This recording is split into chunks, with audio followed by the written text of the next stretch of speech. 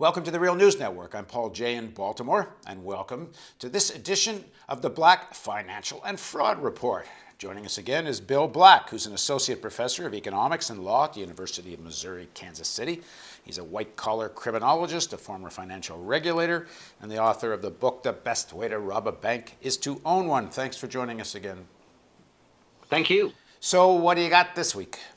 Well, of course, we have the terrible hurricane and damage, and we have the whole question about what the government should do and what the private sector should do, and the incredible views of Governor Romney, who was asked in the context of the Republican debates leading up to the nomination on June 13th.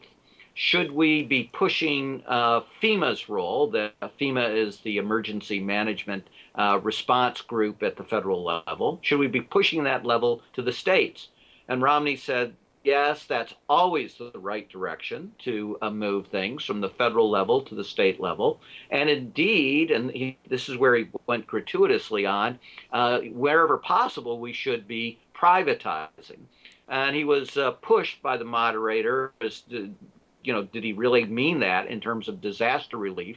And he began talking about how we couldn't afford to spend the money at the federal level, and that it was immoral because we had deficits and this would hurt our children and our grandchildren. Yeah, let me just tell everybody, this is on June 13th at the Republican primary debates.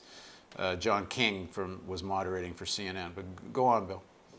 So this is significantly crazy on multiple levels. First, you don't know where the national emergency is going to strike. By definition, these things are only moderately predictable and such. So it's vastly more efficient to have one federal agency that has the capacity to aid the states. Instead, if you have all your buildup of support in Utah and you have a crisis in New England, you have no way to get the support from Utah to New England.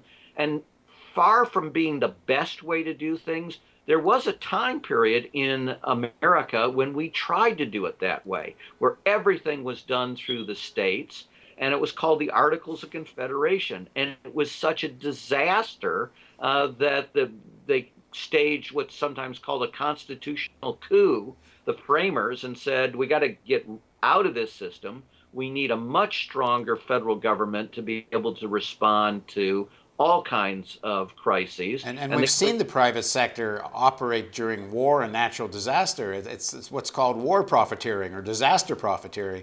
You introduce the profit motive as the driving force of disaster relief, and you get terrible, rapacious behavior.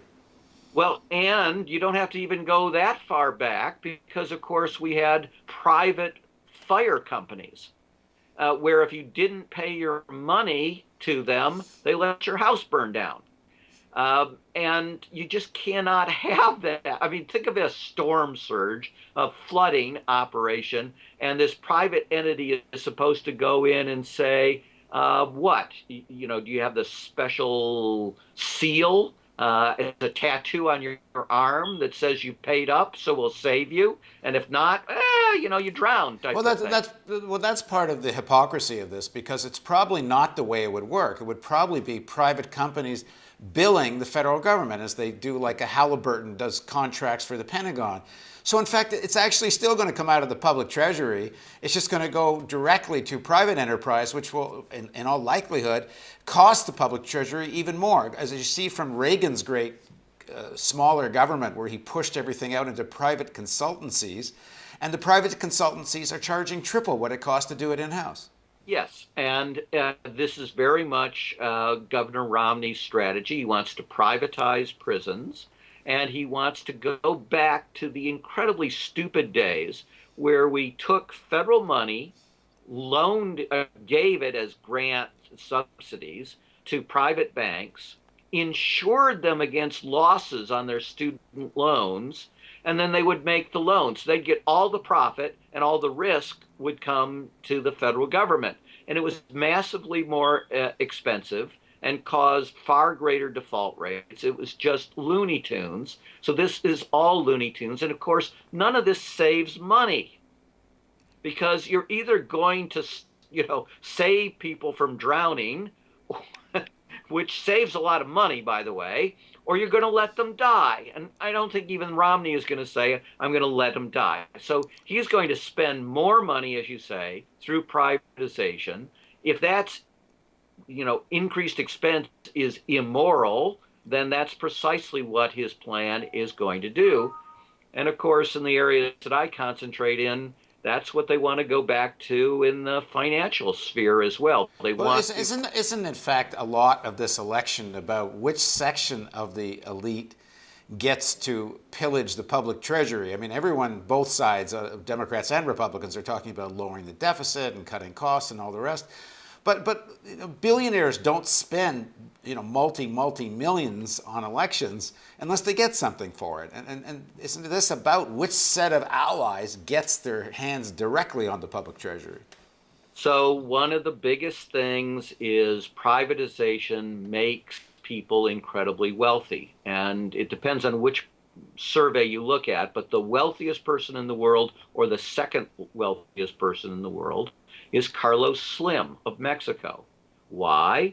Because the Mexican government sold him, in essence, the cellular phone network of Mexico. And of course, it sold it very cheap, and he became spectacularly wealthy and has this incredible monopoly power. And the same story in Russia with the Russian billionaires, oligarchs. And the same story in the attack on Social Security. So the attack on Social Security isn't really about we can't afford Social Security. It's really about trying to get privatization. Okay, we're going to do, because this is the week before the American elections, we're going to do a two-part series with Bill. And the next part's going to be about Social Security. Some people call it a possible grand bargain that could be made after President Obama is elected. Others, including Bill, call it more like a grand betrayal. So join us for part 2 of the Black Financial and Fraud Report. Thanks for joining us, Bill. Thank you. Thank you for joining us on the Real News Network.